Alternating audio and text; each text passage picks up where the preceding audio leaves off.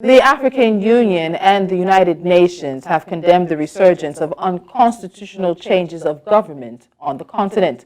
The joint call was made in a communique issued after the 7th AU-UN Annual Conference that was convened by the UN Secretary-General Antonio Guterres and AU Commission Chairperson Musa Faki Mohammed in New York. The conference also underlined the importance of effective conflict prevention, peacemaking, peace operations, peace building, and sustainable development efforts to support the objectives of member states to achieve peace and stability on the continent. It further underscored the need to attain peace and stability in Africa to realize the Global 2030 Agenda for Sustainable Development and Agenda 2063, the AU's 50-year Continental Development Blueprint. Joining me on the news is Barrister C.C. Chukwudi, a public policy expert, to discuss this. Welcome to News Central Now. Thank you so much for joining me, Mr. Chukwudi. Good morning to you. It's my pleasure. Thank you so much. So in terms of the effectiveness of existing conflict prevention measures in the region, how would you assess what we have? Are we in a place where institutions are better aligned to restrict and stand against these unconstitutional changes of government we've been witnessing, or are we really still in the situation of where it's people determined? Sincerely speaking, no matter how good the revolution intends to produce in the democratically elected process or the government, it certainly would always be condemned, because there is a system put in place which allows every existing government administration to be bettered or to come alive. So any form of process that intends to truncate that particular administrative progress is illegal and unconstitutional. And being unconstitutional process, it has no place within the administrative palace of our governance and cannot continually be allowed. There are processes of complaining or agitating for implementations of certain fundamental policies within existing government. Coup d'etat is not part of it. Revolution is not part of it.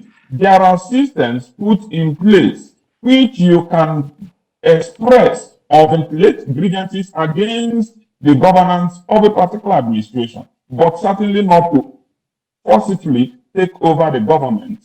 Okay. From the democratically elected persons. So this joint call also emphasized the importance of supporting member states' objectives for peace and stability. What are the specific policy recommendations that you would put forth to enhance the African Union and United Nations collaborative efforts in achieving these goals? In my own recommendation is that government must open up resource in order to hear and be able to hear the yearnings and the callings of the people. Government is not a one-way traffic. It is a three-way traffic.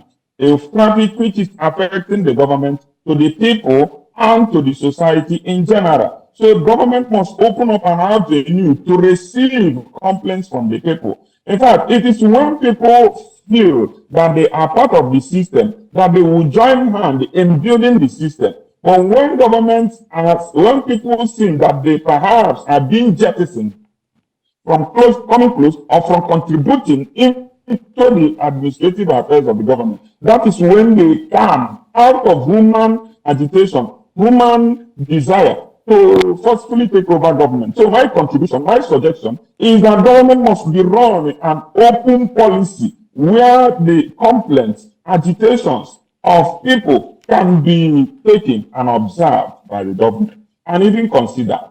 So let's look at the intersection between regional stability and global development agendas like the 2033 Agenda for Sustainable Development. How do you think policymakers can ensure that peace and stability in Africa both contribute positively to the broader international objectives? You cannot, for any reason, do without the peace and stability within a community. You cannot. Because these are the things that ensures there is a smooth running of government.